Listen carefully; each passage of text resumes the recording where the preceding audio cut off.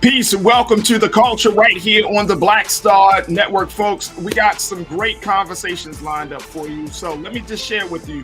First, let's talk about student loans. There have been much discussion coming from the White House about what President Biden and Vice President Kamala Harris is going to do to rectify the high student loan rate in this country. However, little is being done, but people are calling for more. We'll have this conversation. Also, huge shortage of black men in the classroom. According to a recent report, only 2% of teachers are black men. What can we do to bring more black men into the classroom? We'll have that conversation later. Should Juneteenth be a paid holiday? Cities across the country are trying to figure out whether this federal holiday necessitates folks getting paid while being off. We'll have that. And later, nightmare at a wedding. How one woman's account of what happened at her friend's wedding led her to not trust her friends. We'll give you the details about that. So we got all of that, and of course, with the last word. So stay with us. A lot is going to be going on. A lot is going to be discussed. We want you to join us right here on The Culture, here on the Black Star Network. Let's go.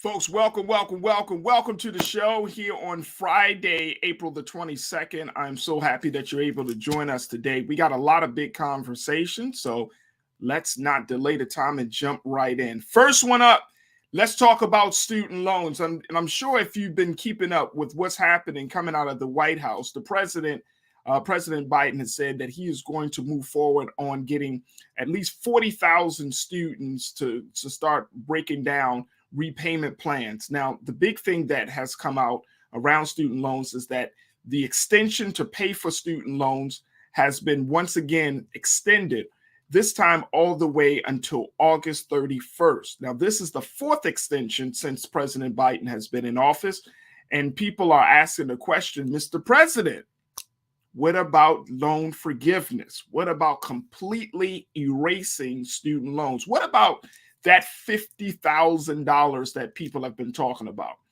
Now, there's some folks in the Democratic Party that are saying, Mr. President, okay, if we can't do 50,000, can we get to 10,000? And others are even attaching the student loan debt rate for Black students in particular as being a way to break the curse of generational poverty, and saying that if the president were to deal with the student loan situation, if he does loan forgiveness, if he erase a significant amount of student loans from people's records and help them to get back on their feet financially, that he would be doing a great service in closing the wealth gap in this country. We want to have this conversation with our culture crew. We are joined by young people, some young leaders who have been dealing with the issue of student loans. In a moment, we're going to be joined by Juneteeth Nkwafor, who is a diversity, equity, and inclusion specialist. We're also going to be joined by Shaquaya McKenzie, who is an educator and activist, and Oyen Adedoyin, who is a writer as well. So we're going to be joined by them in a little bit.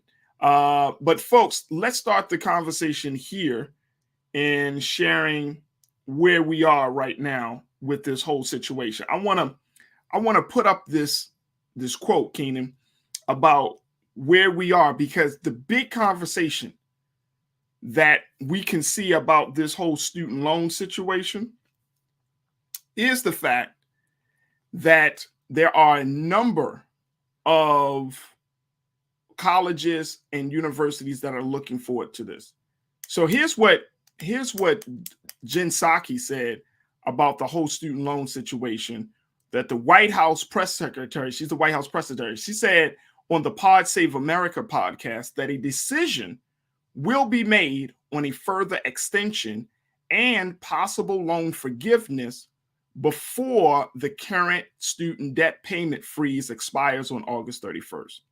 She also said that debt cancellation through executive action is still on the table. So she's saying that this idea of debt cancellation is still there, and that we're still going to, the White House is still trying to figure this out. I want to bring in my voices right now. Let's bring in Shaquaya. We have Owen, and as well as Juneteeth, and we thank them all for joining us, guys. What's your take on this whole conversation about student loans? First and foremost, I'm gonna start with you, Juneteeth, because this has become it's, and I want to say, and I don't, and Oyen, you can certainly correct me if I'm wrong about this, but it seems like the student loan conversation has become also a civil rights conversation. That there seems to be, more focus on student loans, particularly for Black and Brown students, because of the great burden that it has. What's your take on this, Juneteeth? I mean, everything seems to come back down to some level of civil rights. I like to put numbers into the building so we can understand a little bit further of what we're talking about. When you think about the median Black income, the Black household, it's about $30,000, give or take. And then when you look at the average student loan that a Black person carries, it's about $2,000. You see the disparity there in itself. It's unfortunate that when inflation caused student education prices to rise from the 70s, 80s, 90s, and now today, a lot of access to financial equity was still not in the building as it pertained to African Americans. And it just seems rather odd when, Jen Psaki says something along the lines of, it's still on the table. It just reminds me of that freedom that has been dangled in front of the face of Black people for eons, where it's like, it's so close, but it's not here. We see our government sending billions of dollars overseas to help laudable causes, but these causes have existed for decades, and a lot of which come from inequitable laws proposed by the same government. Yeah. And I would agree with you. I think, Oyen, my tolerance around, big ticket items like this, especially big ticket items that have impacted Black people, my tolerance is very short. I'm noticing that, Oyen. I might have to go talk to my therapist about this, because it's like, just to Juneteeth's point, we'll get to it. And I don't know if the White House truly understands how serious and significant this move would be. Because I was just recently reading some reports. The president could actually put an executive order in place and just make this decision. Boom, we're going to do loan cancellation. He could do that with the stroke of a pen. But the whole idea of getting bipartisan support on this idea of student loan debt, I just don't understand the rationale behind it, Oyen. Yeah, no, the conversation about student loans has been going on forever. But when we look at the pandemic and we look at the decisions that are being made in regards to that, whether it's freezing student loan repayment or pausing it for a certain degree of time, students, especially those who are Black students and they are members of the Black community and they've graduated from college, they still feel burdened by these student loans. I did a story not too long ago for the Chronicle in about October, looking at a study that an organization called the Education Trust did, and they found that Black student borrowers are still paying off loans at a higher rate, and they're usually paying off more debt in comparison to white student borrowers. And, looking at the numbers, Black borrowers and Black graduates, we know they don't make as much as white graduates. Right. There is that pay disparity there. So there's all these layers to it that kind of add to that further annoyance and frustration that might come with, the White House decisions of, we're gonna continue to resume these debt repayments on this day. Oh, okay, we're gonna pause it. Okay, we're gonna hit play again. There is an air of uncertainty amongst graduates and borrowers, where they're wondering, when is the anvil going to fall down on me, basically, like, and I'm going to have to repay all this money with interest that I might not have. So here's the other part about it, and I'm glad you brought that up, Oyen, because earlier this week the president announced that he was going to relieve the debt for 40,000 students, right? And people were saying, okay, and then he was like, yeah, I'm gonna come up with like a repayment plan, and it's like for 40,000 students. What have you been reading or have been coming across? What information have you been coming across in regards to what does this 40,000 student plan actually will do and what it looks like? What have you learned from that?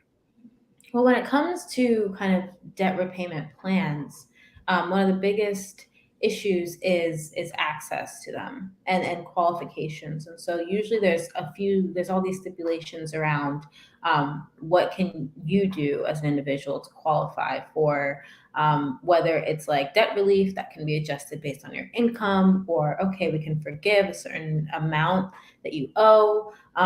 It all goes into policies. So there's all these requirements that people need to fill, and sometimes even though what's being stated is okay, I'm going to relieve debt repayment for X amount of students with X amount, a lot of those people might not reap the benefits of that announcement because either they don't have access or they don't qualify for this particular program. So there's a lot of barriers within that when you're looking at announcements like that. So that still doesn't mean that he's going to completely wipe it away. No. It just means that he's going to structure the deals differently, so that way there wouldn't be as much interest, or there won't be as much a hardship on those students. Okay. Yeah. Go ahead. I'm sorry. Go ahead. Yeah, I mean, that's all I really have to say. I mean, it also has been proven due to reports that Black students are paying off debts decades later, in comparison to their white counterparts and other students. And so it is going to be interesting to see what other news rolls out when it comes to student debt repayment and student loan relief. And it seems like more organizations are listening up and kind of standing behind these students and saying, listen, maybe we should cancel these loans, signing petitions, banding together, creating reports around why this is something that should happen. Yeah. Shaquaya, when we look at, we had a conversation earlier this week with Sister Nkechi Taifa, who is, a scholar and a researcher, and she's been dealing with issues relating to Black women. And one of the big things that we talked about was the fact that Black women in particular have more debt than any other demographic, that Black women, and I'm speaking of in terms of student loans, Black women carry that burden more than any other demographic group. And I'm wondering to myself, like what needs to be done, do you think, for Black women to get to a place where they're not carrying that debt alone? Is it just government intervention, or does something else need to be done? I think there's a multifaceted solution, or there are multifaceted solutions to that issue. It's worth saying Black women make up the most in student aid loans because they make up the highest in terms of demographic. We're the largest demographic that attend and pursue and attain undergraduate and graduate degrees. And therefore, the more of us that go to school, the more loans we'll continue to have. And therefore, I think there needs to be more institutional aid through colleges, but also scholarships and grants locally directed through high school affiliated programs and or community-based programs that work with high school students and rising seniors, juniors and seniors. I also think there needs to be a student loan forgiveness program specifically designed for minorities or Black women and people of color, should I say broadly, because Black women attain or pursue and attain more degrees, and therefore we burden or carry that burden of having debt related to our educational experiences. There needs to be a multifaceted approach in terms of how we are able to pay back our loans quicker based on income. Like, it needs to be a little different than the income-driven repayment plan. And I think this is relative, and not trying to make this a bigger picture, But when we consider the work that's being done around reparations now, I constantly think about how are we, or how is the commission that is working at the federal level to deduce what that proposal should be. I hope, and I'm questioning how is student aid going to be wrapped up into that. So I also think, as you were asking, Oyen, the question about where there are barriers with current repayment opportunities, you know, also Black women not only pursue, attain, and actually get more degrees than any other demographic in this country, but we also commit ourselves to public service more than any other demographic in this country. And public service loan forgiveness is something that the Biden administration has expanded. It is something that the criteria has shifted and is created more opportunities, but there are also many barriers. As an educator, or as having a career in education and public service, that of which I'm about 7 years in, you have to have paid your student loans if you are in public service. The only way that you qualify to actually have forgiveness is that you were paying towards your loans each year consistently for 10 years. And we know that there are interruptions to reasons why people pay loans 10 back. years? 10 years, right? Like life doesn't change for you in 10 years. Right. And personally, I'm biased, right? In the sense that I've committed myself to public service for at least 5 years. I think I should have at least half of my loans forgiven, right? There should be some leniency with the public service forgiveness loan, in that it's not a commitment of just 10 years, because realistically, fields like teaching and serving in public service agencies, turnover and retention just does not even make that a possibility, right? It doesn't. The numbers show that people are not staying in these fields, and therefore probably won't qualify for this forgiveness. Well, let me just put it out to the panel. You know, here is another possible solution. I'm glad, Shaquay, that you brought that up, sis, that there needs to be a restructuring of that, because one of our watchers, Janelle, just said, hey, they need to fix the loan servicing program and the repayment interest rate, as well as the administration of the public service repayment programs. So all of that, and this is the intricacies of being a part of a system. When people say some level of, oh, there's systemic racism, systemic bias, that's the level of intricacies we're talking about. I mean, it's not just this one thing. It's like, oh, you need to fix the public service student loan program and you need to raise the wage, and you need to make sure that the time for people to repay their loans. I mean, because it's like a domino effect. You fix one thing, it still might not impact significantly something else. So it has to create a domino effect. Now, I came across this and I'm so happy that we have this chance to talk about it, because from the school side, one school in particular, Hampton University, which some would say the real HU. I know, because y'all all Morgan grads, so y'all not in that stuff. We're not even in the fight. We're not even in the conversation. But what Hampton is doing is something that I think maybe other HBCUs can do. According to their reports, they have decided that there will not be an increase in tuition fees, room and board for the 2022-2023 academic year, and that all outstanding student account balances for the spring 2022 semester will be erased. Now, I want to share with you what the president of Hampton University said about this, Dr. William Harvey. Keenan, let's throw that on the screen, please, brother. Thank you. He said, in keeping with the university's efforts to help our students, there will be no increase in tuition, fees, room, and board for 2022-23 academic year. In addition, on behalf of the university, I am pleased to announce that all outstanding balances for the spring will be erased. We hope that this action will continue to assist our students and their families at our home by the sea. So, Shanadu, is this the step that HBCUs should start to take to help to relieve the debt for Black students? That's a difficult thing to answer, because in order to relieve debt, you have to have good money, a good amount of money in your purse in the first place. And that's where this discussion becomes a little bit economic, because when you have an HBCU, for instance, that is trying to be competitive with Mm. other PWIs that are getting a higher amount of state funding and that have gotten a higher amount of state funding, it becomes hard to make these type of arrangements, if you will, without taking that risk of not keeping your campus up to date with dormitories and buildings, as well as increasing high demand programs. I think more HBCUs should attempt to do what Hampton has done, if they are able. But what I can say is a good part of being more able to make these financial expenditures towards debt is a lot of the private sector folk who are making astronomical donations. You see Mackenzie Scott, I think, gave Morgan State $50 million.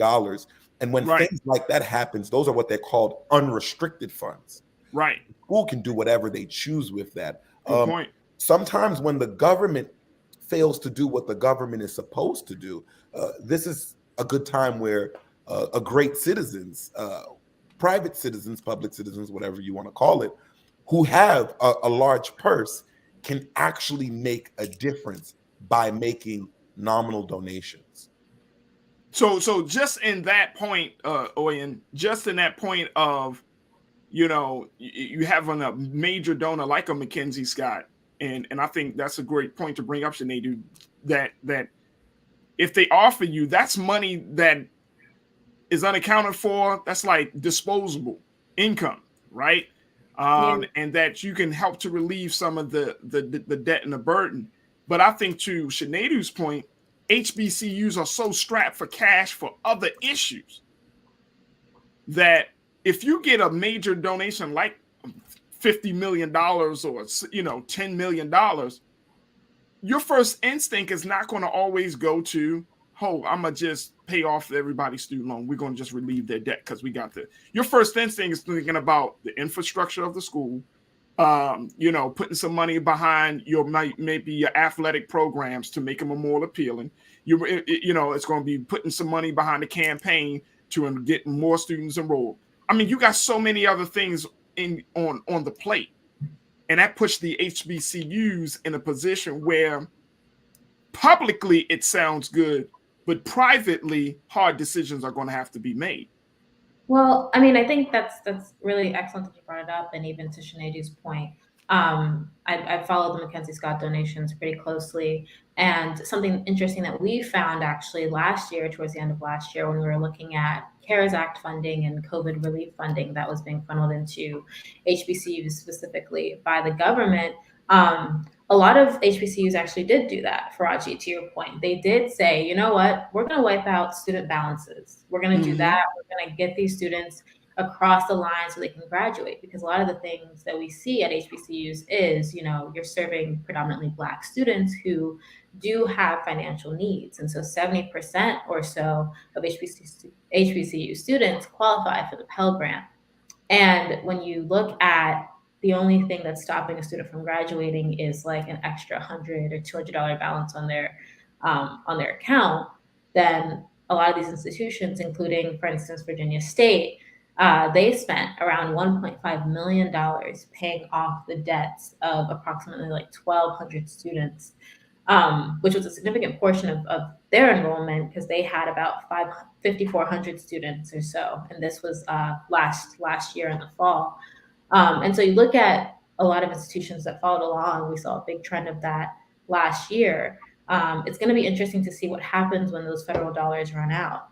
And when we look at the unrestricted funds that Mackenzie Scott gave to a slew of HBCUs and other kind of minority serving institutions, you know, a lot of institutions did different things with that funding, but one of the main commonalities we saw was towards their endowment. And so the first decision that a lot of institutions made was, we're going to put this money into an endowment where it can grow. But it's a tough choice as an institution. You know, do we serve students directly? Do we put this money in like forward-facing ways where people can see, oh, all of my balances have been cleared, you know, or do we invest in infrastructure? Do we invest in dormitories? Do we, you know, make our classes better, try to attract more better professors and better equipment? It's a very tough thing when you're looking at underserved and underinvested institutions such as HBCUs. And let me tell you, so it's an even tougher thing when you look at the fact that Black students in particular are coming out of these, schools of higher learning, and they're contributing. The three of you are contributing members of society: writer, educator, working in the area of diversity and inclusion. I mean, contributing members of society, and at the same time, you and all of us, including me, we carry this debt, and it's not fair. I mean, look, let me just break down the numbers as we wrap up this part of the conversation. 86.6% of Black students borrow federal loans to attend 4-year colleges, compared to only 59.9% of white students. So yeah, I mean, the issue is so much bigger to Black and brown students, because we're the ones that are impacted the most, and it's so significant. The last point that we're going to bring up is that Black students, according to the Brookings Institution, Black students with a bachelor's degree owe $7,400 more student debt on average upon graduation than white grads. So the disparity continues to grow. I mean, even as you matriculate through your freshman to your senior year, the disparity continues to grow. And again, if Black students are coming out of these schools, adding to society, using their talent and their brilliance, then the government has a duty to ensure that their talent and brilliance will be supported and not broken because of the debt, because of slavery, which is called debt. Debt is slavery. Mm-hmm. It's slavery. It doesn't make you feel good. You wake up with it and you go to sleep with it. That is slavery. And so we have to push hard on this administration, because we can't talk about what's going to happen come November. We can't talk about what's going to happen in 2024. We have to push hard on this administration to make something significant and real happen for Black and brown students in this country, because we're carrying the expectations of a people, and we're carrying the debt of a country. And that's just not fair. That's not fair at all. All right, folks, we're going to take a quick pause. When we come back, we're going to shift gears. Let's talk about another educational issue. There's a shortage of Black male teachers in the classroom. Small number of Black male teachers are actually present. So what can we do to bring Black men into the schools? We'll have that conversation with Oyin Adedoyin, Shinedu, and Shaquaya. So stay with us. That conversation is coming up next on The Culture here on the Black Star Network.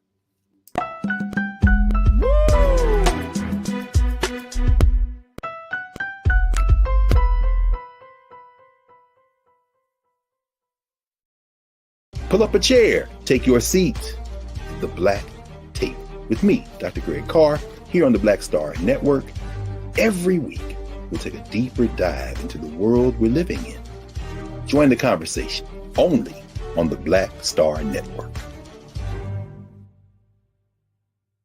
Don't you think it's time to get wealthy? I'm Deborah Owens, America's Wealth Coach, and my new show on the Black Star Network focuses on the things your financial advisor or bank isn't telling you. So watch Get Wealthy on the Black Star Network.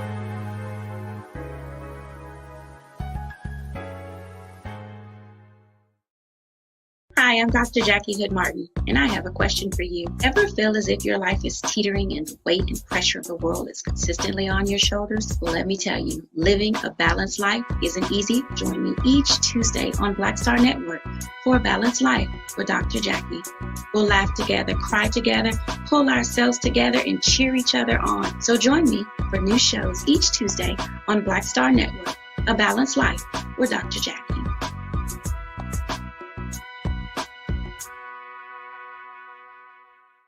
It's time to be smart.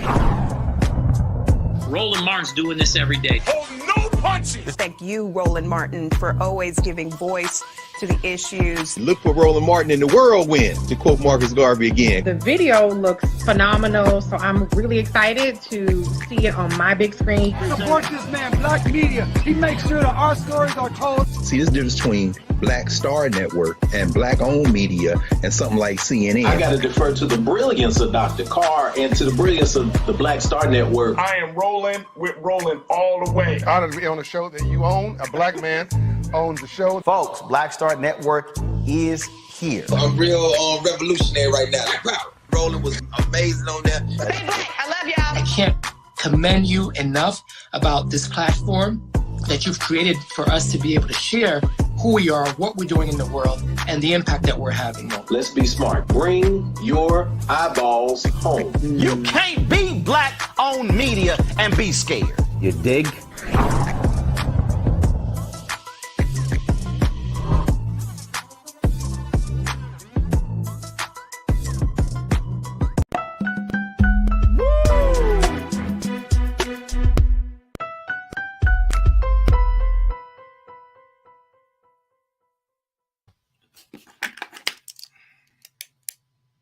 Folks, as we continue to have a conversation about what's going on with education in this country, we wanted to have a discussion about a very urgent need. Black men in the schools. There is a big shortage of Black men that are in the teaching profession. And today, we at least wanted to try to put a little further, another dent in this whole idea that that the schools are doing well. They're not doing well. Because why? Black men aren't present. Here to join us for this discussion is Oyen Adedoyin, who has written a piece about this, talking about the Black male shortage. And we're also joined by culture crew members, Shaquaya McKenzie, who is an educator and activist, as well as Shanedu Nkwafor, who is a diversity, inclusion, and equity specialist. So let's go to your piece, Oyen, on this, because you're saying that, and if I'm correct me if I'm wrong, in your piece, you talk about there are only about 2% of teachers across the United States are actually Black men. Yeah, and so the statistic is pretty fascinating. 7% of teachers are, and we're talking K through 12, not non-colleges and universities, but 7% of K through 12 teachers are Black, period. And then 2% are Black men. So you see a huge discrepancy. And there's a variety of factors that contribute to that, from the lack of pay that a lot of teachers see to just representation in general in the teaching field. When you think of teachers, a lot of men, particularly Black men, think of white and women. And so they don't think and see themselves in that position. So what has been one of the big reasons why we don't see Black men in the classroom? Well, I mean, there's a variety of reasons why. One of those things is, according to a study that I cited from Donors Choose, which is an advocacy organization, one of the things that's interesting when we look at men and women and when they choose to go into teaching is that women will decide very early on in their education. So maybe like middle school, elementary school even. Whereas when we look at men who decide to go into teaching, they kind of shift gears in college. And so I actually spoke to a Black teacher in Alabama, and his name is Willie, and he was saying that he decided to shift gears. He wanted to be a historian or go into history, and he decided to become a teacher. But that wasn't until about late high school, early college that he made the decision. And so if you're making that decision later, there's just less likely to see an amount in that field. And the second deterrent is, of course, money. And so that's money to get into these programs and money to continue staying there, especially when the entry level salaries aren't particularly attractive. Yeah, because in your piece you said that the average cost the average pay for teachers is about $45,000, and I think you attribute that to the National Education of America. National Education Association. Excuse me. Yep. So that's national data that carried and ranged salaries from all over the U.S. entry level. So that's about less than 2 years of experience. That's what the average teacher is. And can we just put it on? Can we just say put it on the record? That's still not enough. I mean, that's not enough because of the great work that teachers do. So we already know that part, but that's just not enough in terms of a living wage in some of these cities. I mean, if you're talking about I mean, even in Baltimore, 45,000 might be okay if you're by yourself. Yeah. But if you got a family to feed, then your partner, your spouse is going to need to chip in a little bit with that. Yeah, we were just and then let's talk about Philly, Dallas, Houston, Miami, Los Angeles. I mean, where the cost of living is already high. So what have you found to be one of the ways that the National Education Association and other educational institutions are trying to try to bring Black men into the classroom? So we've been seeing a rise in certain programs at colleges that are aimed at Black male teachers, specifically aimed at drawing them in. And one of the programs that I highlighted in my piece was the MALE program, so MALE at Alabama A&M. Because the interesting thing that the study also showed was that even though there's such a small amount of Black male teachers teaching in the classroom, they have such a profound effect on students. On average, Black men spend more time with students. They spend more time out of the classroom mentoring students. And even Black male teachers who graduated from HBCUs spend even more time, about 4 hours more on average, outside of the classroom, just mentoring and catering to students. So with all of this extra assistance that they're giving to students, a lot of these states are starting to pay attention, state governments. And so the program out of Alabama A&M, for instance, is a state-funded program that launched in 2020. And so they've seen about 20 teachers so far come through their program. And so they're aiming for even more. Shaquay, I want to get your take on this because you also, you worked in a classroom, you put in that time. You continue to work with our students and with our children, but this shortage, like how from a teacher, a classroom teacher's place, was this discussed in the schools or the school that you worked in? Was there a conscious push to get more Black men into the classroom? Absolutely. I work in Baltimore City Public Schools where, and through Teach for America, as I did not pursue education as a degree. By the time I decided that I wanted to teach in college, I'd already been in my junior year. And so I decided to keep with my major, which was English, and to go through a preparatory program, of which there are many, but Teach for America is the largest on a national scale. And so I'll talk about my experience and insights as an educator, and my observations and what I've learned from peer male teachers and their experiences and their insights also in terms of what led them to the career. But then I also want to take a step back and talk about the history of education and why it looks the way it looks in this country. So as a Baltimore City public school educator, the starting salary, which was ratified because when I started teaching back in 2014, the starting salary was at $48,000, and in the years since they've increased it to where it's nearly $50,000 and starting at I think $49,500. And to your point, Farajii, it still is a huge gap in terms of the cost of living and the salary that is not as attractive compared to other industries, especially that industries that have blossomed in the past decade, namely technology.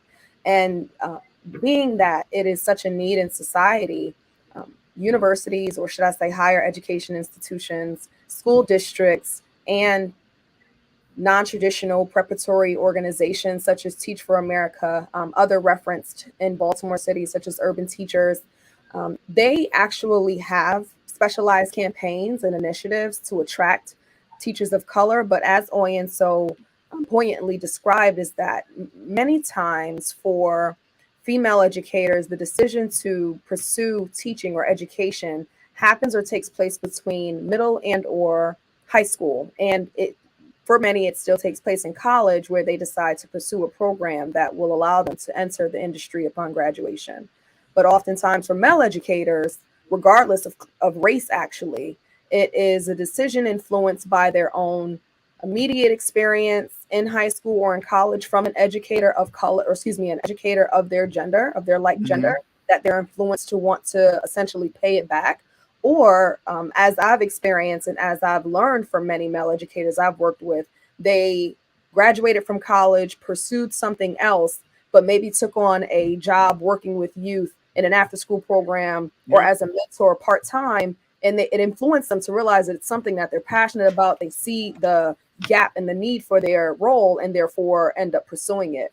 But there is not enough attention and recruitment that happens at the undergraduate level. And there's also not enough attention to increasing advocacy for increased salaries that will attract more people and namely more Black males to the market. When we think and consider the history of public education in this country, there has always been a gap or a deficit of educators of color due to segregation.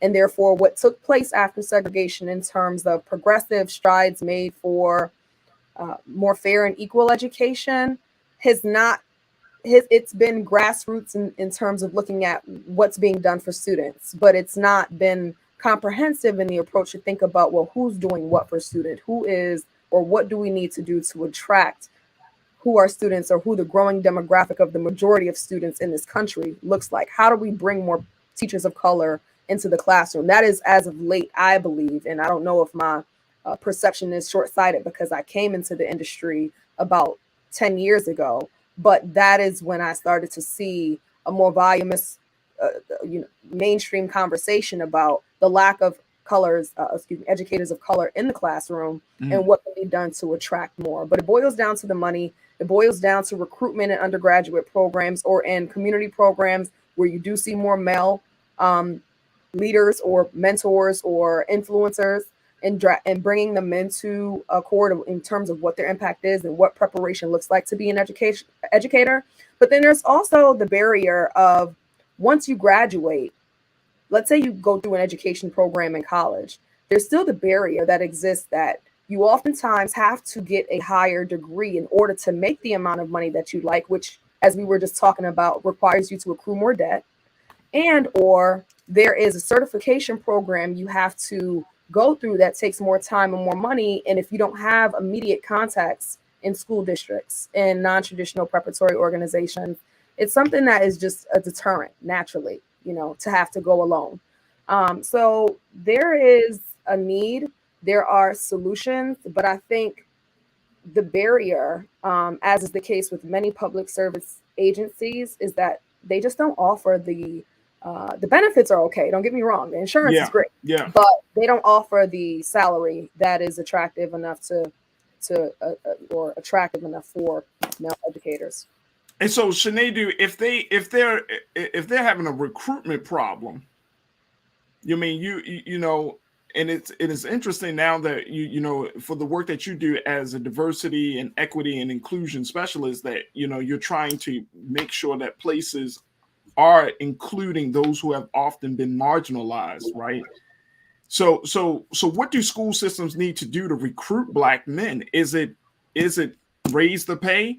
Is it help Black men to see that if they as an educator, as a teacher, they are giving back to the community, so they kind of pitch that side of it, that you're going to have that level of community service? Is it just love for empowering students with knowledge? Like how do schools go about doing it? I think this is a very, very loaded question, a very loaded discussion. And I think Shaquaya put it very poignantly, but I'll say this because I'm not a teacher, but I do come from a teacher in my family. What I have noticed is something very interesting. A wise man once said that we don't have guidance counselors, we have misguidance counselors. What I find interesting when it comes to grade school level, there has been this push for just STEM. STEM seems to be the only sexy topic, for lack of better words, that is, pushed out of the schools, pushed out of our community. And I'll just speak with our community as one point of reference. And the thing is, we know that STEM is pushed simply because STEM may give you the access to better finances to change the life of your family and your community. So this is why, for me, I think it's not just only pay. because pay is part of it. But being a teacher has to also be respectable again. And with it being respectable, and with teaching being a respectable profession, this is my personal opinion, I think we might need to go back to the days where we educated one another, where that was important. Because I'm curious to know what is the percentage of that 2% that are of the Black teachers that are actually teaching in areas with a high number of quote unquote at-risk African-American youth. I would like to see those numbers as well. And when we're not educating ourselves, you don't get to look up to that teacher that looks like you, that you can relate to. Yeah. You can be in the city of Baltimore and have a teacher that has no relation to your background, your culture, your community.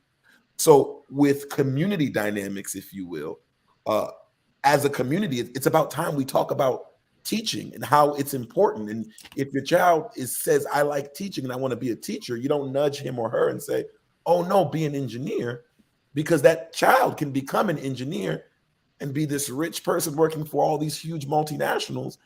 And then they'll have kids that are taught by nobody that looks like them. I'd like to offer an interesting counter to what you said, Juneteeth. Okay, sister.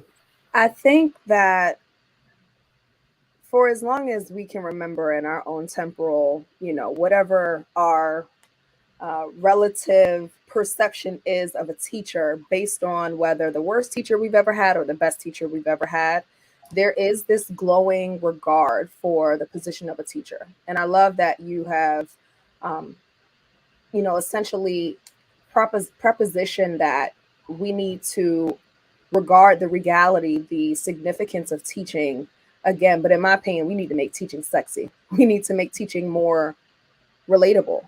And when I say sexy, I don't mean inappropriate, but in a sense that it is an honor to be able to impart, to internalize knowledge yourself to a degree where you're comfortable imparting it in a personalized fashion. And that is what students of color need, right? There's a lot of terminology in the field, differentiation, culturally responsive pedagogy, culturally responsive teaching. These are all social emotional learning. These are all relative to the humanistic development of each student. And I think that many times when people of color specifically regard their educational experiences, they're turned off because they have that white teacher in mind, or they have that bad teacher in mind, rather than thinking about the special role that personal connection plays, and which is the foundation and the fundamental brick of how one connects to education, is the connection they feel to the person imparting a lesson. And I want teaching to be, when I say sexy, I don't mean it in the provocative sense. I just mean it in the sense that it's something we aspire to, right? Sports is sexy. Music is sexy because it makes us feel free. It makes us feel creative. There is this idea that we are tapping into our highest faculties in terms of being able to relate to that. And that's what I want people to think of when they think of teaching, not the rigid, boring, kind of gray version of teaching that many people do assimilate with the field. I think, personally speaking, I think when they think of it, one thing that I was drawn to in being a teacher, or why I decided to become a teacher, because I wanted to pursue law when I went to college. I was not convinced at all to teach, but I started working in after school programs, and there was a connection that I made. I learned very quickly I could influence a kid much quicker than their teacher could, because there was a certain level of connection they felt, or we felt, with one another. And there was not this, as I said before, rigid fashion of there being an imparting or, an authoritative sense of teaching, but this, I created or cultivated relationships where I saw myself in students and therefore carried myself and imparted or projected onto them the best. I wanted to see their best. I took it personal. I took their best personal, and therefore they took it personal, and they were charged to see the best in themselves. So I just wanted to be more sexy. I wanted to be more relatable. It definitely, I don't know if it was a counter per se, but so far as we need to reinstill the culture of or the, should I say, the regard of respect and eloquence and sophistication that comes with teaching, there also needs to be that relatability factor. Absolutely. And I think, Oyen, one of the big things that you mentioned in your piece, in your article, you said that any child that has one Black teacher, by the time they get to the 3rd grade, they have a 13% chance of going to college. If they have 2 Black teachers by the time they get to the 3rd grade, they have a 32% or 33% chance of going to college.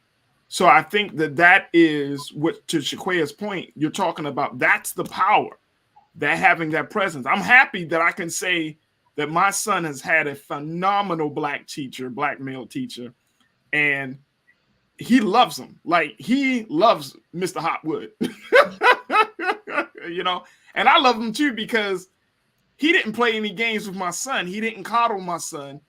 He showed him the type of love that I would say, oh, okay, all right. So he gets a certain type of love from me, and then Mr. Hotwood continue. And I don't even talk to the man that much. So I'm just like, I love it. But I think that that's an interesting point, the power of Black male teachers is the ability to take Black students to the next level. To have that type of influence is absolutely amazing. Yeah, I couldn't agree more. It kind of reminds me a lot of my experience even as a student at a HBCU. You know, I'd always been studious and very energetic about education, but I'd only ever had white teachers. And so going to an HBCU, going to a place with teachers who looked just like me and who, you know, took it personally, like was so eloquently said earlier, my successes, you know, my failures, my doubts. It was just more of a holistic experience in general for a student to feel taken care of that way in an educational space if they haven't felt that before. Yeah, absolutely. Keena, let's throw this statistic up there, this stat, folks. Take a look at this, because this came again from the National Education Association. Since 2014, ethnic and racial minorities make up more than half of the student population in U.S. public schools, yet about 80% of teachers are white and 77% of them are female. People of color make up about 20% of teachers. A mere 2% are Black men. So we're really at a crossroads in this country. Either Black men come into the classroom and empower Black students and brown students and white students and take the graduation rate up, or we can keep going down this road, Shaquaya, Juneteeth, and Oyen, and see our educational system fall apart or not be as strong as it could be because Black men aren't there. My hope is, and Oyen, you tell me if this is something that, you know, is this something that we need to place in the hands of the Biden and Harris administration, or do we need to start looking within ourselves to say, you know what, we're going to have to step up as a people, as a community, to start doing better? I think what we're seeing is it's something that maybe hasn't quite reached the federal level yet, but is definitely a state level responsibility, as it seems. You know, the state governments and state allocations financially seem to be taking steps towards making this more of a priority, but there need to be more states that are putting and setting the benchmark higher for Black male teachers specifically. And it has to be specific and it has to be intentional in order to see this number change. Absolutely. Janae checked in, one of our loyal watchers, says, yes, sensationalize the teaching field because it's been dwindling over the years, and we are the only ones who are going to inspire us, aka Dr. Greg Carr. Big shout out to Dr. Greg Carr. He makes learning so much fun. When you listen to him, he makes history so much fun, man. Big shout out to my big brother. Jay Nell checked in and said, that's right. Until this nation gives education the respect it deserves, especially by giving it priority in our budget, it won't be considered honorable. The GOP is hating on expertise. And I think that's what it comes down to, that if there isn't any real line item in the budget to make this real, we can have these conversations all day. We can bring out the stats, We know the dynamics. We know the impact. But if states, to your point, Oyen, if states don't make it real, and I'm saying we should increase that amount. Teachers should not be making on average $45,000 or $49,500. That's crazy. They need to be hitting over the $50,000 mark. You know, one of our watchers also said that if you're a teacher, you should not be forced to pay taxes. You can report them, but you shouldn't be forced to pay taxes. I mean, come on, you're going to force them to pay. These are the people that are shaping the minds of the future. And according to Trump's you got to tax them. Yeah. And you probably tax them at a rate higher than you would an no athlete. question. That's what I was getting ready to say. When Trump's tax bill hit, I was still in the classroom, and when I saw how much taxes they took in my year, that year 2018, prior, I couldn't believe it. I couldn't believe that not only was I coming out of pocket to pay for my own supplies, to pay for kids, all these things that I do conditionally as a teacher, I'm still not making enough. And I just told someone else today, the cost of living for the cost of teaching is higher than the cost of living for teaching for many people. And that is something that needs to be regarded, that it's not only the salary, it's the fact that we're taxed higher than the top 6% in this country. I also want to say, to your point, like, there is money that needs to be allocated. Campaigns have to become more, for campaigns that exist, need to become more visible, or there needs to be more campaigns that exist at undergraduate level. I would even say at a community level, to inspire kids who are currently in systems to start thinking about how they might want to play a role in education. But what I appreciate about media, and I think the vanguard of the Black Renaissance that's happening in Hollywood right now, is that we see advocacy for some of these issues. Like, I haven't personally watched it yet, but I have a number of people that love Abbott Elementary in regard to figure that the kid that comes from everybody hates Chris.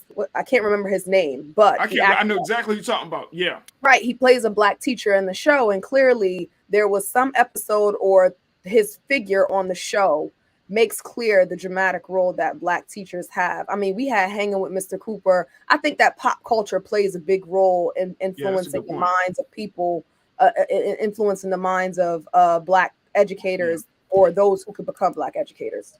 Absolutely, absolutely. Oyen, we appreciate the work that you're doing, and thank you for using your pen to bring it out to the forefront that this still needs to be on our agenda. So I appreciate that. How can folks find your article for the Chronicle, Oyen, around this issue? Yeah, well, that was an issue for our Race on Campus newsletter. So if you go right on the Chronicle's website and go to our newsletters, you should be able to access that site right there and read up on all of the issues that we're doing in regards to race and inclusivity on campus. Yeah. Fantastic. Oyen, you are officially one of our culture correspondents, so we thank you so much for checking in with us and keeping us abreast on this and other topics. We'll certainly bring you back on very soon. Thank you, Oyen. Thank you. Juneteeth, I appreciate you, brother. Thank you so much for your insight, and God willing, we'll be checking back in with you sometime next week. Thank you so kindly. Absolutely. Folks, stick around. Shaquay is going to stick around. We're going to continue the conversation as we talk about teacher pay. Let's talk about getting paid in general. The next discussion, should Juneteenth be a paid holiday? It's already been made a federal holiday by President Biden last year. Now cities and states across the country are discussing whether the holiday to mark the end of chattel slavery, should it be a paid holiday? What are your thoughts? We'll have that conversation. And also, let's talk about a crazy scenario, crazy situation, a nightmare wedding that started off beautiful, then went left very, very quick. We'll give you the details of that. So stay with us. Those conversations are coming up next here on The Culture, right here on the Black Star Network.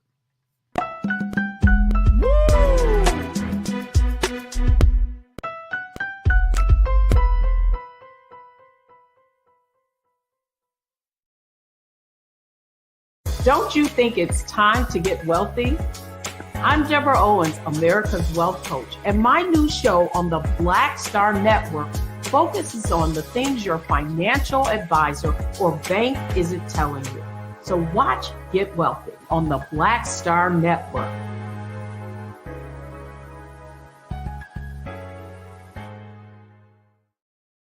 Hi, I'm Dr. Jackie Hood Martin, and I have a question for you. Ever feel as if your life is teetering and the weight and pressure of the world is consistently on your shoulders? Well, let me tell you, living a balanced life isn't easy. Join me each Tuesday on Black Star Network for A Balanced Life with Dr. Jackie. We'll laugh together, cry together, pull ourselves together, and cheer each other on. So join me for new shows each Tuesday on Black Star Network, A Balanced Life with Dr. Jackie.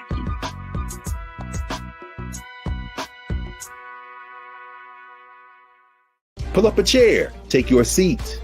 The Black Tape with me, Dr. Greg Carr, here on the Black Star Network. Every week, we'll take a deeper dive into the world we're living in. Join the conversation only on the Black Star Network.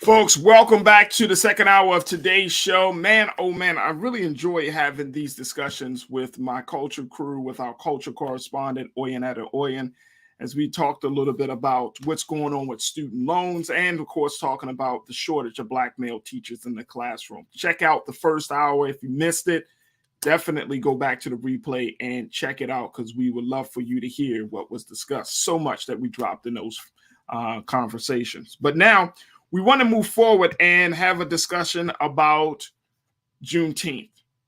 Now, we know that this has officially become a federal holiday because President Biden has said, yet the acknowledgement of what this country sees as being the end of slavery is something that's worthy of us to reflect and celebrate, which we should. We absolutely should. But now there is a much deeper discussion that's happening in state houses and in city halls across this country about whether Juneteenth should be a paid holiday. Let me just break it down for you. Keenan, let's show the cities that are taking a look at this idea. 49 states, while at least 49 states and Washington, D.C. recognize Juneteenth as a holiday, really, folks, only a handful have made it a paid observance for their state. Now, Georgia is the latest state to join Texas, New York, Virginia, Washington, and Illinois in this legislative move. So we only have a handful of states that are looking at it. Now, also, along with the state of Georgia being added to that list, New York City, the big city, they are looking at having Juneteenth as a paid holiday. New York City Mayor Eric Adams released a statement just a few days ago saying that declaring the day a time for reflection and saying that the decision to note it as a paid holiday is long overdue. He said, quote, "As the second Black mayor of New York City, I know that I stand on the shoulders of countless heroes and sheroes who put their lives on the line to secure a more perfect union. Now is the time for me to do a small part and recognize one of our nation's greatest wrongs." He said that people across the country, all races, nationalities, and religions unite on this day to truthfully acknowledge the stain of slavery and celebrate the countless contributions of Black Americans. It's time for our city to finally do what's right and officially designate Juneteenth as a city holiday. So he's looking to do that. Nashville Mayor John Cooper promises to sign an executive order recognizing Juneteenth as a paid city holiday for city workers, including non-civil servants. That was scheduled to happen yesterday. So cities are starting to look at it. And I'm just posing a question, should Juneteenth be a paid holiday? Let's bring back culture crew member Shaquaya McKenzie, who is an activist and an educator and future lawyer. Shaquaya, this is a conversation. I think a really, this is something that I think is worthy of discussion, and I think a lot of cities are trying to figure out both the financial impact, the legal impact, and the cultural impact, which is why I think they're having these conversations in April to get prepared for what can happen on June 19th, 2022. Agreed. We know that the considerations in terms of the fiscal impact on government agencies, well, in addition to corporate entities, needs to be surveyed. But it is without question that if we can observe the date that most people believe this country symbolically became a country, which is the 4th of July, there absolutely should be consideration given to Juneteenth, because we have to acknowledge that it is the mistake of patriotic propaganda to have painted the idea that the Civil War ended in 1863, right? Yeah. But we have to acknowledge that the original sin of this country carried on despite what the majority, or what I should say, the Union win symbolized for the fight for the Civil War. And it took 2 years for that to be recognized fully and wholly with the freeing of slaves or enslaved people. I think that it's a popular opinion. I don't think there's anyone that would turn down another paid holiday, whether racist or not, right? And so Right. I think that the popularity of the decision is going to help move it along.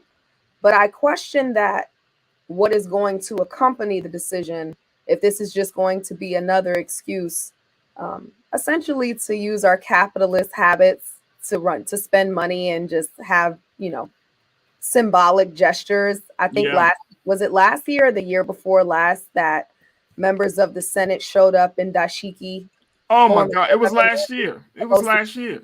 Yeah, so like we don't need that. Look, Shaquay, that left the Shaquay. That left the. Not only did it tarnish the favorability and respectability for some of those members who may not necessarily have the full buy-in from the Black community, but it tarnished what the holiday represents, right? It tarnished that which could be more properly received, I think, or more popularly received and fondly received by people who may not have known what Juneteenth was, or may not be immediately favorable to it being recognized as a holiday, regardless of, opinion for it. So I just hope that we can carry the holiday with dignity, that we as a community of Black people and as Pan-African peoples, because it's not just relative to the, freeing of African slaves. It's a Pan-African experience that should be celebrated. But I do think that it has to be treated with care and with dignity and with meaningful celebration. Yeah, I would agree with you wholeheartedly. I mean, one is there has to be. I think that we have to first ask ourselves as a people and as a community, and as a nation within a nation in this country, how we want to have this day to be celebrated. Because to your point, I think that it can go left very quickly in terms of the level of exploitation of the day. You know what I mean? I'll never forget. I'm a Boondocks fan. Remember the show The Boondocks, Shaquille? Of course. Boondocks, one of the most satirical, funniest cartoons. Creatively right? genius. Yes. Creatively genius. Big shout out to Aaron McGruder on Boondocks, right? But I remember they had this episode of Dr. King. Mm-hmm. They was talking about Dr. King had lived his assassination, has outlived the assassination attempt, that he would come back years later. One of the classic episodes. And in this episode, it talked about how Dr. King would come back to a whole different world and how we would celebrate him. He would be absolutely appalled. Mm-hmm. Because, he would have, there was a scene where this older Dr. King was approached to come to an MLK Day party. He heard it on the radio.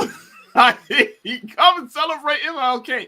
And it was just like, that's what happens to our history. That it gets commercialized. It gets homogenized.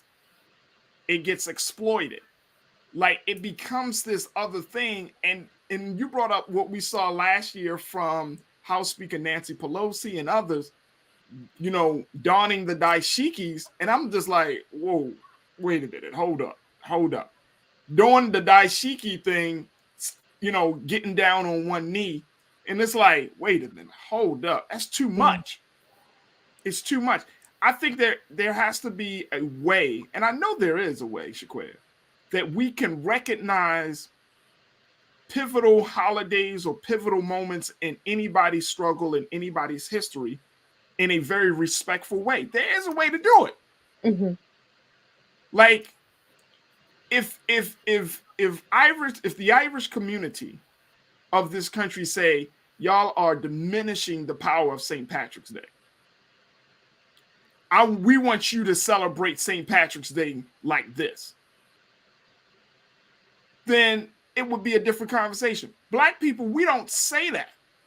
We don't say, hey, this is an important day in our history, therefore, we don't need Juneteenth sales, Juneteenth parties, you know what I mean? Get free, you know, this Juneteenth, get a free cup of coffee from Starbucks or Dunkin' Donuts. Like, we don't need that. There is a way that government, people, the way the culture can celebrate these milestones in our history, where there's some actual learning and reflection, and there's some actual, you know, understanding of the struggle of a people that is still trying to make a way for themselves. Right. Still trying to repair that which was harmed through a caste system that systemically still exists in many facets of society. And to that regard, I think there needs to be community, school, government, and when we talk about culture, we're oftentimes gleaning or reflecting on that which is propagated through media, right? Or music. And that's what I mean, visual arts, music, the arts, and media. There needs to be a comprehensive approach. Oftentimes, I think most people understand holidays or understand how best to celebrate holidays through school. So I would put that on the front, that there needs to be, the Department of Education needs to commission a committee on the appropriate types of observances for Juneteenth that can be shared and essentially taught across the country to school districts to enforce and kind of norm what should be expected. We know that around certain holidays each year, for example, Halloween, some schools who allow the observance of Halloween allow there to be Halloween parties, but that is a more frivolous, celebratory, you know, in terms of like historical relevance. It's not anything that is grounded by meaningful celebration. But when we think of Martin Luther King Jr.'s birthday, which I have to say, and I think many people don't know, Black people fought tooth and nail to even have the holiday, right? Facts. Because the government did not even want that. People don't even know Stevie Wonder's birthday song was created for the advocacy of the Martin Luther King. But happy birthday. People don't know that came because we were trying to make that a holiday, right? And when we got that holiday, we created parades. We started government commissions to be able to norm educational observances and practices in terms of how we would like for Martin Luther King to be honored. And I love your Boondocks reference because it's hilarious and it's truthful in terms of very truthful and how we exploit holidays as a capitalistic society. And I think that, you know, there's really no way around exploitation, whether it becomes a paid holiday or not. We've already seen exploitation as of last year. But what I think is in front of us and what is possible with it becoming a paid holiday is actually having the time to create cultural practices and cultural celebratory forms such as parades, such as what are other things that we do around holidays besides cookouts, right? Such as things that gather community and that impart that what we still have to do. It's not just about recognizing and observing that slavery ended on June 19th, 1865, but it has to acknowledge that even with the ending of slavery, there still remains, retaliatory, or should I say, punitive and predatory practices within within incarceration, within the judicial system. There's still, as we can name all of the inequities as a legacy of slavery, but that's what we should focus on. What is the legacy of slavery, and how are we chomping at the bit to ensure that we get to a more just and equal society? And I'm seeing, and it's like we're having this conversation, right? And one of our watchers, he's, they put out, you got to be stuck on stupid talking about a holiday while this administration is giving every other groups billions of dollars. And when you put it in that type of context, it's like, Juneteenth should be a reparations. It should be if you're talking about chattel slavery, and I'm very intentional about using that term, folks. So it's not just about slavery, because I just said debt is slavery. So we're under debt. So we're still enslaved. But chattel slavery is our people being in chains. But when you're talking about chattel slavery, there should be there is no stop, there is no pause and reflect moment in our history where we talk about, where we can have a real conversation. And like you just said, Shaquille, a real conversation about reparations, a real conversation about what is owed to Black people that undergone chattel slavery. Like, what better day? You know what I mean? There should be a day, at least.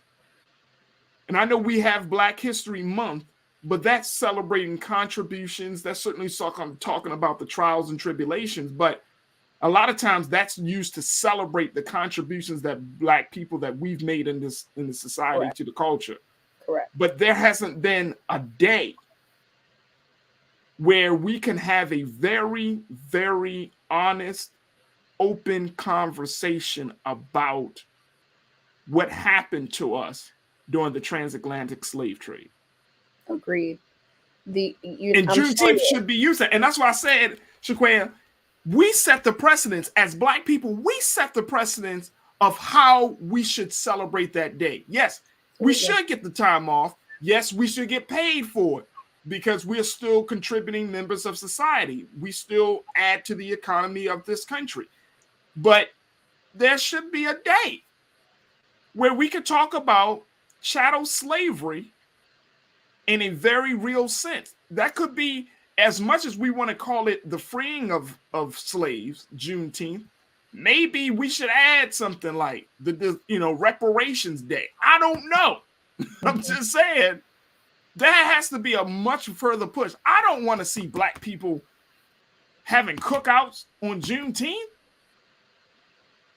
I mean, we cook out. It doesn't do us any good. It doesn't benefit us. We cook out at a football game. We'll cook out on July 4th. We'll cook out at Christmas in the South. Listen. We cook out at Christmas in the South. I mean, what I will say. Come on. Depending on what part of the country you in. I agree wholeheartedly with your point, Farajii.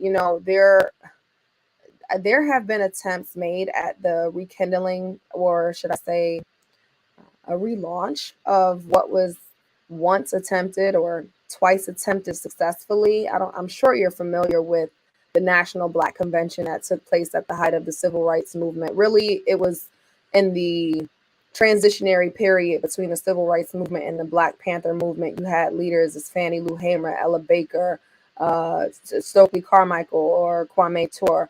You had Fred Hampton. You had a number of people, and then there were the respective Black leaders on a local or state level that galvanized around this National Black Convention, where we talked about issues that federal, state, and local issues that affected the Black community, and had ideation, solution, committee-based sessions to have an ongoing process upon which, as a community, we organize around these issues. But it's long festered, and I've not seen. I often talk about it in very romanticized terms, in terms of wanting to see it again, but it is possible, and it absolutely should happen on a day like Juneteenth. Yeah, no doubt. And look, let's put it where Ghost can get it, Shaquaya. Melvin checked in and said, Melvin Wright said, how can you teach about Juneteenth in schools with all the anti-CRT rhetoric? That was another thing I was going to say. That is Juneteenth, in terms of education right now, especially in the Midwest and in the South, should be an offensive front or an offensive opportunity to combat the because we're using the terms anti-CRT, and let me say the GOP or radical defenders of against CRT, which is not a thing in K through 12 schools. This should be an offensive protocol or opportunity for us to reinstill Black history into schools, or truth history, because I don't want to limit it to saying Black history, but it's more relevant to Black people or people of color in terms of the content, and also Jewish people in terms of the type of content that is being eviscerated from schools and textbooks. I think there should be an offensive front with Juneteenth observance. If it's going to be a paid holiday, kids will be out of school, but there should be a government requirement, and this is why I talk about the Department of Education creating a commission on how to celebrate this formally, how to roll this out across the country in public and charter schools. There absolutely should be some initiative around that to combat what is happening with anti-CRT efforts.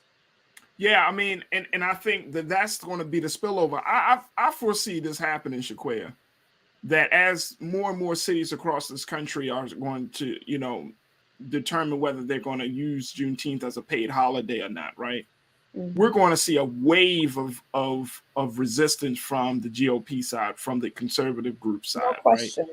Over the next maybe month or two. Maybe the next month, we're going to start to see some pushback.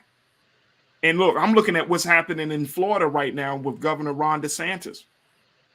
I foresee that he's going to say something. Tim Scott, any of these individuals in public and political leadership, I foresee they're going to say something about Juneteenth. Because you can't have a federal holiday. We know President Biden is going to, most likely, him and his staff and the administration are going to do some sort of ceremony, recognition ceremony, right, to talk about this. But there's going to be some pushback. And I think that for us, we have to, one, be aware of that, two, be prepared for that. Because if this is the holiday that is going to be, and I'm trying to think of the last major Black holiday that was federally accepted, which I think it was Dr. King, if I'm not mistaken. It is, and it was. And that was back in the 80s. So you're talking about nearly a 40-year gap. I mean, just thinking about that, 40 years where Black people have had to go through, we had to go through the struggle and experience and all of those things. And then we get this holiday. There's going to be some pushback on it. There's going to be some resistance to that. I think that right now we have to be so strategic about how we want this day to be recognized. It's hard for me to even say celebration, because we're still, because of systemic racism and all of the other issues that we often talk about, we're still suffering. Like, yes, we are not in the cotton fields. That's worthy of a celebration, but we're still marginalized, diminished. We're still suffering from injustice. I mean, we're still suffering. So it's going to be interesting to see how this plays out. And I hope that cities across this country, mayors and governors and states across this country start to say, okay, this is worthy. And I hope the Juneteenth celebrations that folks plan to have is not just about feeling good. Black people, we always find a way to feel good. This is one of the things about our culture. We will make a reason to feel good. Today is Friday. Let's have a party. It's the weekend. Let's have a party. It's sunny outside. You know what I'm saying? Let's have a party. I'm not into that anymore. Personally, I'm just not in that space. It's time for us to not just feel good. We can do that any time of day.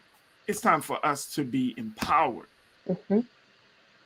It's time for us to take the plight of our people. It's time for us to take that serious, because I'll feel good when justice is served for Patrick Lyoya. I'll feel good when we know the name of the police officer. You know what I'm saying? Like, I'll feel good when we pass a voting rights bill. Then there's a little celebration. I can't feel good just because we finally recognizing something that should have already been recognized. Yeah, I'll feel good when red lighting is reversed. I'll feel good when we are told to go to the polls, that something legitimately, significantly, substantially will happen that will change the quality of life for Black and brown people in this country. I'll feel good. I don't even throw in that we change the quality of thinking of white people in this country. I'll feel good when the whole purpose and outcome of Brown versus Board of Education is actualized, and no matter what zip code you live in, you have the allocation of resources you need to be able to pursue a life of quality. Right. So let's hold the celebration for then. A lot of our people still don't know about Juneteenth, Shaquaya. I know that too. And so that is also, there also needs to be awareness campaigns before we even push the cart to speaking about how we want it to be observed.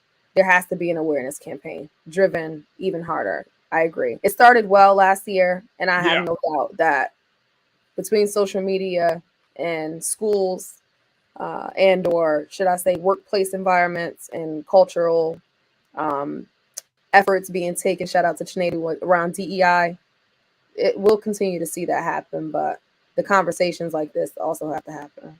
Absolutely. Absolutely. Folks, we got to take a final pause, another pause. When we come back, let's switch gears. I'm going to share with you a crazy, crazy story about what happened at this wedding, and I'm going to pose some questions around it. So I'll give you the details of that. Also, we got my last word for the week. So stay with us. Those things are coming up next on The Culture right here on the Black Star Network.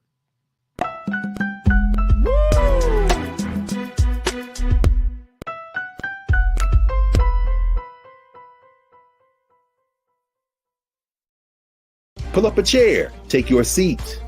The Black Tape with me, Dr. Greg Carr, here on the Black Star Network. Every week, we'll take a deeper dive into the world we're living in. Join the conversation only on the Black Star Network. Don't you think it's time to get wealthy? I'm Deborah Owens, America's Wealth Coach, and my new show on the Black Star Network focuses on the things your financial advisor or bank isn't telling you. So watch Get Wealthy on the Black Star Network.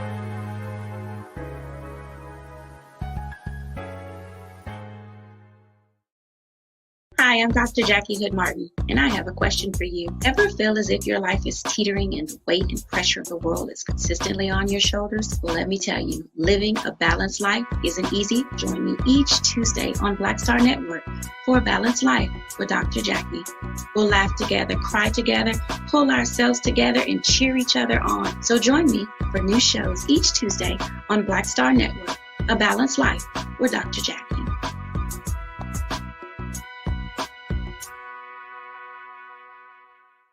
It's time to be smart. Roland Martin's doing this every day. Oh, no punches! Thank you, Roland Martin, for always giving voice to the issues. Look for Roland Martin in the whirlwind, to quote Marcus Garvey again. The video looks phenomenal, so I'm really excited to see it on my big screen. Support this man, Black Media. He makes sure that our stories are told. See, there's a difference between Black Star Network and Black-owned media and something like CNN. I got to defer to the brilliance of Dr. Carr and to the brilliance of the Black Star Network. I am Roland with Roland all the way. Honored to be on a show that you own. A black man owns the show. Folks, Black Star Network is here. I'm real revolutionary right now. Like, wow, Roland was amazing on there. Hey, Black, I love y'all. I can't commend you enough about this platform that you've created for us to be able to share who we are, what we're doing in the world, and the impact that we're having. Let's be smart. Bring your eyeballs home. You can't be Black-owned media and be scared. You dig?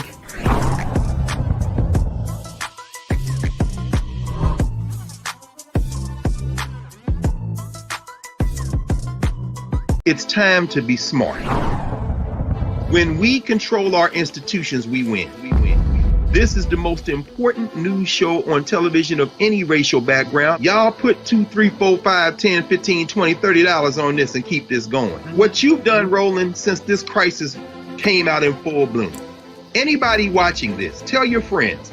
Go back and look at the last 2 weeks, especially of Roland Martin Unfiltered. I mean, hell, go back and look at the last 2 days. You've had sitting United States senators today, Klobuchar and Harris. Whatever you have, you can bring to Roland Martin Unfiltered to support it. Please do, because this information may literally save your life. Watch Roland Martin Unfiltered daily at 6 p.m. Eastern on YouTube, Facebook, or Periscope, or go to RolandMartinUnfiltered.com. Support the Roland Martin Unfiltered Daily Digital Show by going to RolandMartinUnfiltered.com. Our goal is to get 20,000 of our fans contributing $50 each for the whole year. You can make this possible. RolandMartinUnfiltered.com.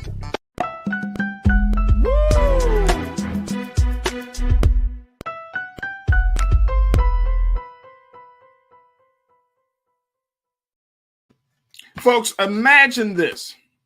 A friend of yours, or really a colleague, has invited you to her wedding. Now, you know this colleague because you guys have, work in the same circles. You are a business owner. She's a business owner. And, you like her. You trust her. And when she invites you to the wedding, you feel honored. You feel happy. You feel like, you know what? This is not just a business relationship, but this is also leaning and working toward a personal relationship. You get to the wedding, and guess what? The wedding is beautiful. It's on the outskirts of Orlando, Florida. You're seeing the water. It's a beautiful day. The sun is shining. Everything seems picturesque. The spirit of everyone there is high. People are excited. Your friend is the bride of this wedding. And she is absolutely gorgeous. Everything is laid out. You can tell that money has been spent. All the details have been considered. So once the proceedings go forward, you're just looking forward to having a great time. The nuptials are said, the kiss has happened, and guess what? It is time to have fun. So all of these things are happening.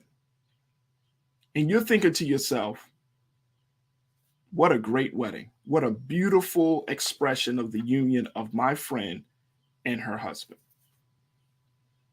Where is the food? That's what you're thinking next. Where is the food?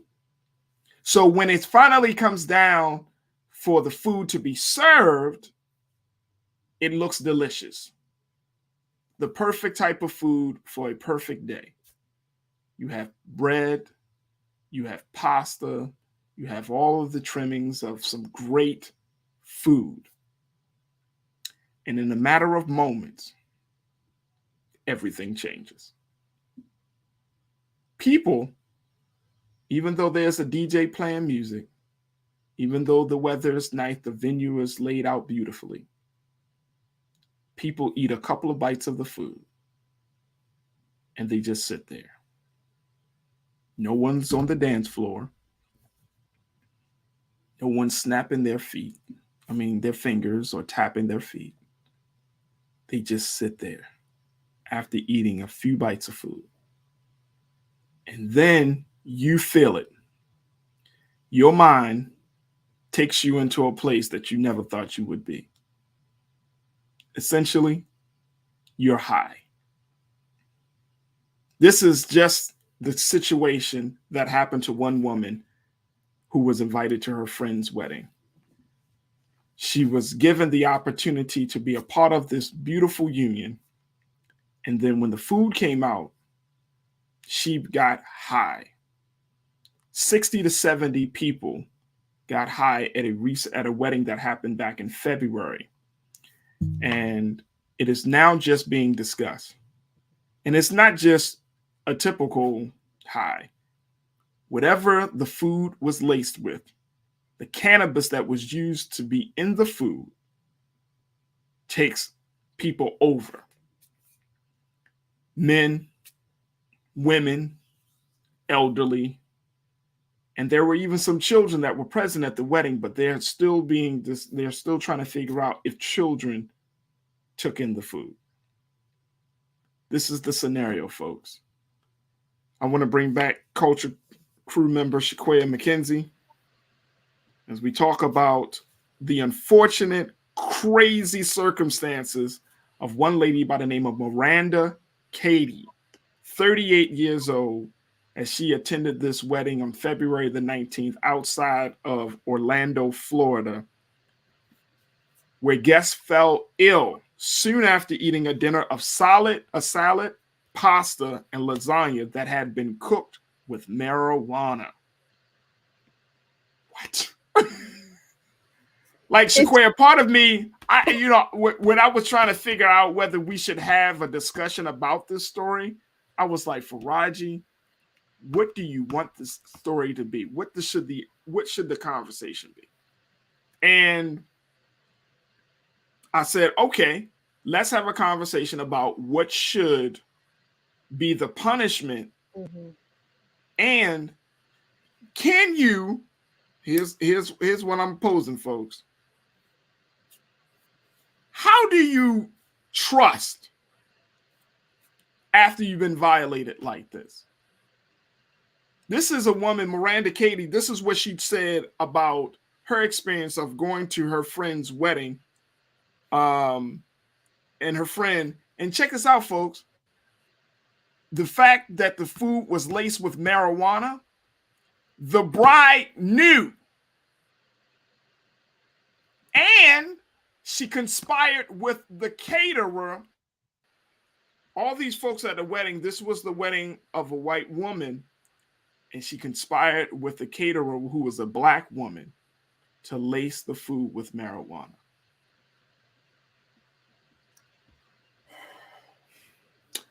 Keenan, can we put up what Miranda Katie said? She said, quote, we're all at events and gatherings regularly talking about her relationship with the bride. She said, crossing paths monthly, quarterly is a regular thing in this town. The bride has a great energy and vivacious personality. It was pretty traumatic, emotionally traumatic. She said, I'm the type of person to walk into a room and everyone's my friend. To be violated this way from someone you like and trust is really hurtful. I didn't have an option or say. Even if people avoided things like the olive oil, it was still in the bread, in the pasta. Shaquaya, there are a few things. What the hell would you do? There's a few things I'm taking apart, and I'm just going to give it to you as it's coming to my head. If it was this potent, nobody tasted it, that's one. Two, back up for a second. Talking about punishment and consequences. If the bride requested this order from the caterer, I do not think the caterer should be held responsible. Though I understand the statute of tampering with a federal one scheduled drug carries up to a maximum of 30 years in prison. It doesn't matter who did it, who commissioned who to do it, who paid who to do it. It was done by the black woman. So I hope when people hear me, they're not thinking that I'm petitioning a consequence for the caterer because she's black. I am just thinking of the conditional responsibility that lays at the feet of those who invited the guest to have this meal and have this experience, which is interesting for me. The bride was arrested, but not the husband. So that indicates that the bride conspired in her mind. She conspired in her mind that this was an element of her wedding that she wanted, and albeit for her personal, whatever her personal inventory was in terms of why she wanted it, whether she thought people would chill, whether she thought it would be a good joke, it was completely insensitive to think or consider those who have, elderly, those who have to take medication. Hopefully the children didn't digest the weed-laced food, but it's just unfortunate that something that otherwise, I think if you put it online, it's just a running joke, because weed, in the sense that it's so culturally acceptable. Right. There's this idea that there's no big deal, but when you smoke weed versus when you ingest weed, and depending on the type of weed it is, it can be a very extreme experience. People, weed does alter your heart rate.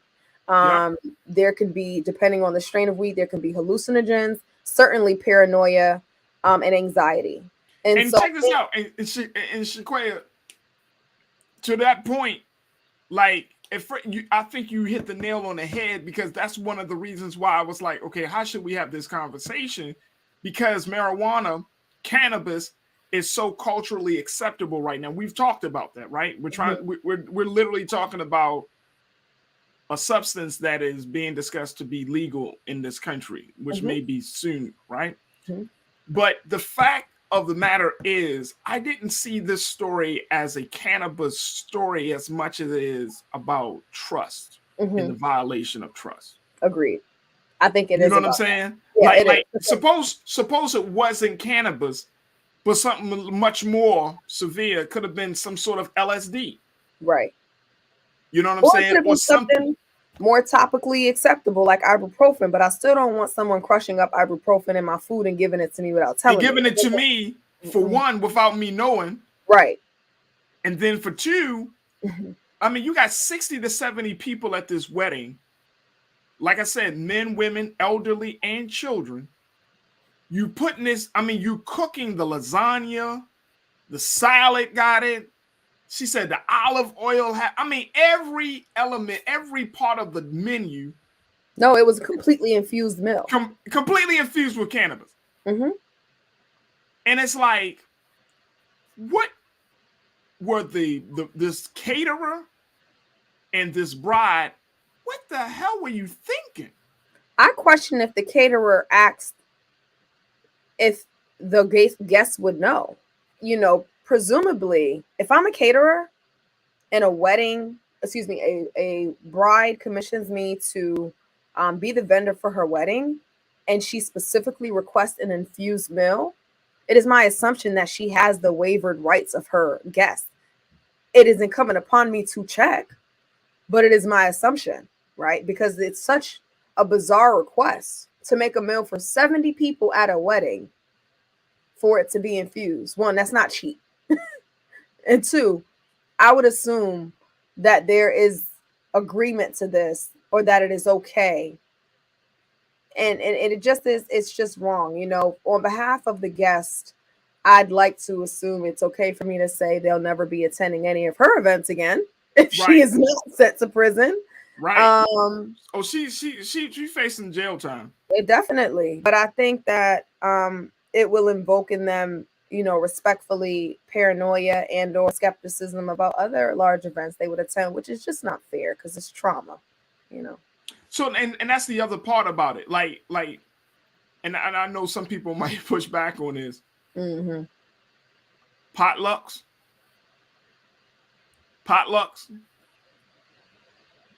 So sorry. I don't trust potlucks. I can't do it.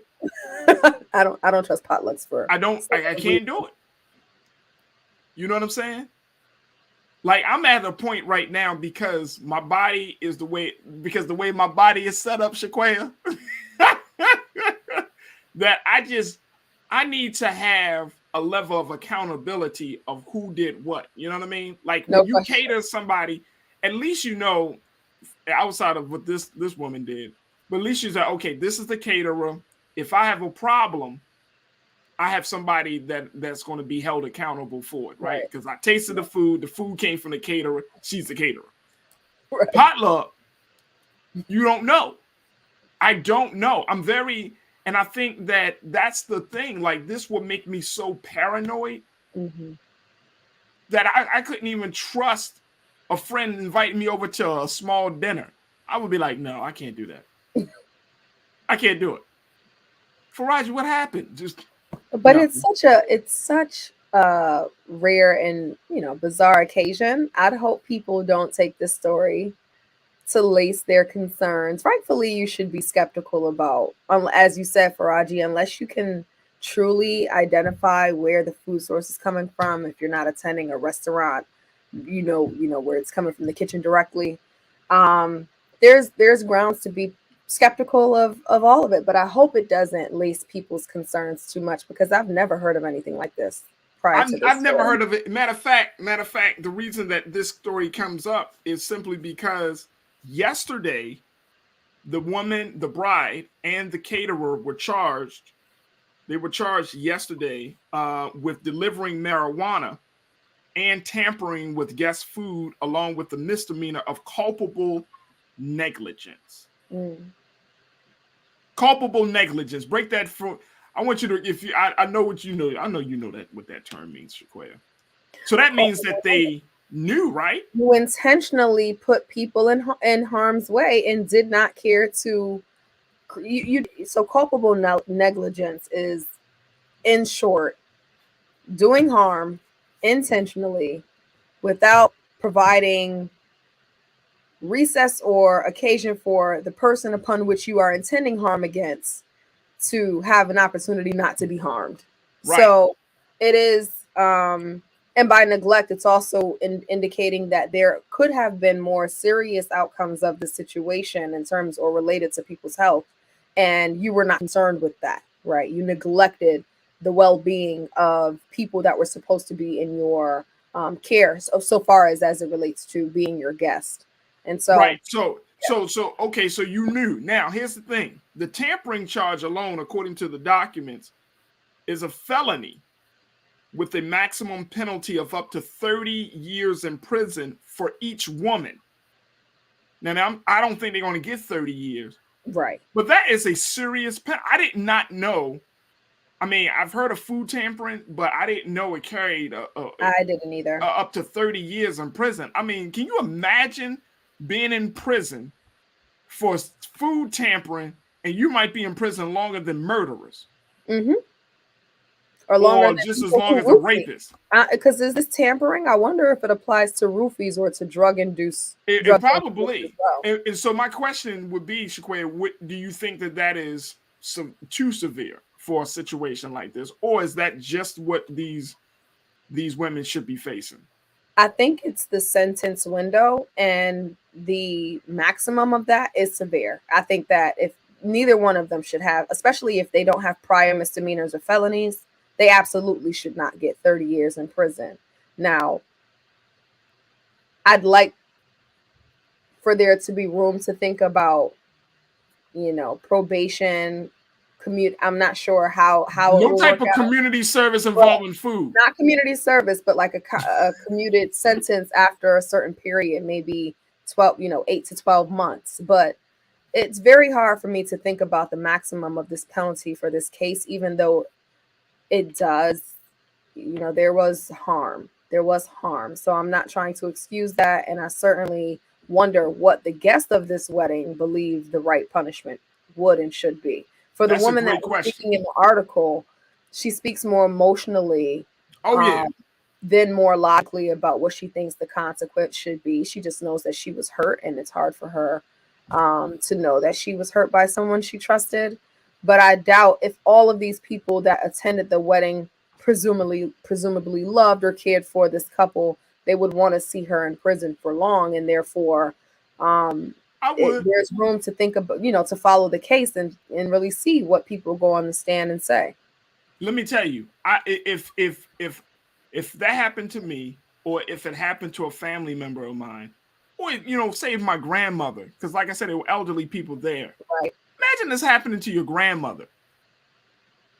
I would want to issue some street justice first, and then let your ass sit in prison.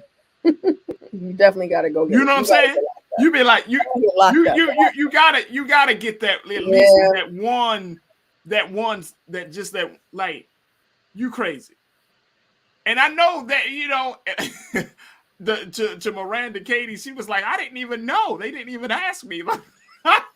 Like some of these people probably would have gone along with it. Like, put a little something extra in my plate. Cracking up as you were introducing the story, because I was rereading the story and looking at the anecdote from the individual who attended, and it's just, I think it would not have been an issue if they forewarned people and gave them the option to participate in the meal or not. But unfortunately, that's not the case, and therefore they're going to have to suffer the consequences. We shall see what those are. Let me tell you something. People, and Christopher Perkins say, no, you should never play with anyone's food. Lock her up for 30 years at least. Let me tell you something.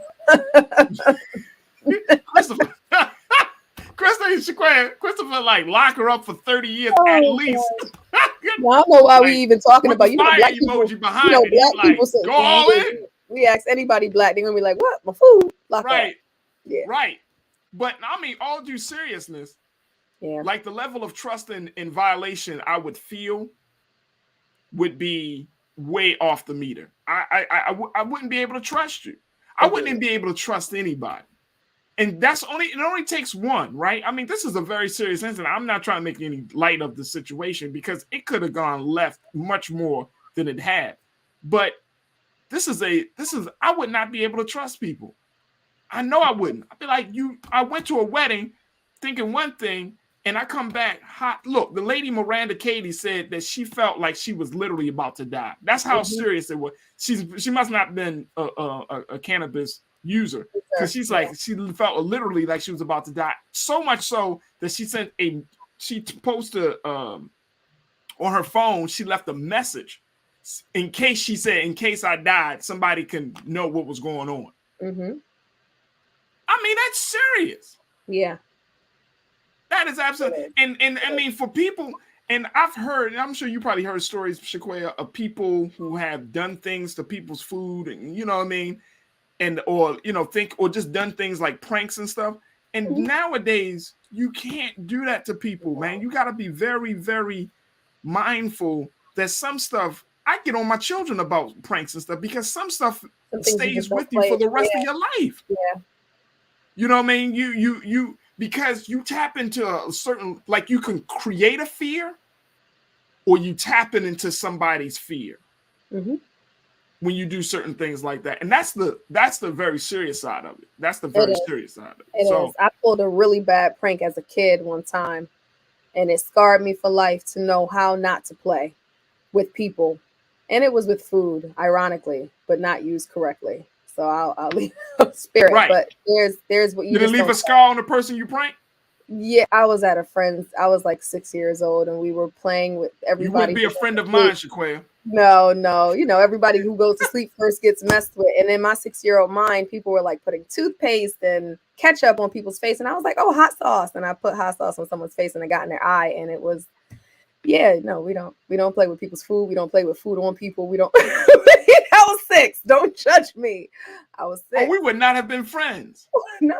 The girl no. Even 30 years later, I'd be like, her in years, but guarantee like, hey, so we cool? Sorry, like, Dominique. Never cool, If you're watching this, my bad, Dominique. You know it was. I was 6. It wasn't there. I was not there. But you don't play with people's food. You don't. All right, so. I hope Miranda Katie and all those folks that went to the wedding of this lady, of this bride, really find. I mean, seriously, I hope they are all right. But more importantly, don't lace people's food with cannabis. I think that should be I feel like that should be pretty obvious. But I just want to make sure that for any watcher out there, don't lace anybody's food with cannabis. Yeah, no, it's don't do those things. Don't lace people's food with nothing other than flavor and good seasoning. That's all I'm gonna say. Shaquaya, I appreciate you. Always appreciate you, Shaquaya McKenzie, who is an activist, educator, and future attorney. Thank you so much for being so good for the culture. Thanks for having me. Absolutely. All right, folks, I did not get an opportunity to share with you my last word, but I will just simply say, let's not take our foot off the gas just yet. We got so many things that are happening, and the conversations that we've actually had over this past week have been phenomenal. I'm still inspired by the lovely sisters, Lena and Erin Bowman from Sister Sweets, talking about youth entrepreneurship. I'm still inspired by that. And so there are so many things that we're doing right now that we can be a part of, but more importantly, things that you should know to not get comfortable. Don't get comfortable with where you are and what you're doing. You and I trust and believe. I ask myself every day, what can I do better? What can I do more of? And so I encourage you to do the same thing. So thank you so much for tuning in. As always, of course, Black Star Network, we need your support. So log on to our website at blackstarnetwork.com. Support us, Black-owned media, unlike any other Black media that you've come across. We are certainly unapologetic and unfiltered, and we need your support. So go to blackstarnetwork.com, download the app for free, and show your love to Black-owned media. All right, folks, stay tuned. Up next is my big brother Roland Martin with Roland Martin Unfiltered, 6 p.m. Eastern Standard Time. As always, never be afraid to challenge what's wrong. Stand for what's right while being yourself in the process. God willing, we'll talk to each other on Monday. Monday, we got a great show for you. We got to talk about some of the latest audio coming out of Washington, D.C., where Kevin McCarthy has been heard saying that Donald Trump is sorry, feels somewhat responsible for what happened on January the 6th. We want to talk about when big things like this happen and they stay concealed, the impact that it has on the American people. I want to have that conversation on Monday. So that's coming up. But as always, enjoy your weekend, enjoy your family time, and God willing, we'll reconnect on Monday. As always, never be afraid to challenge what's wrong, stand for what's right while being yourself in the process. God willing, we'll talk Monday for another exciting edition of The Culture here on the Black Star Network. Peace.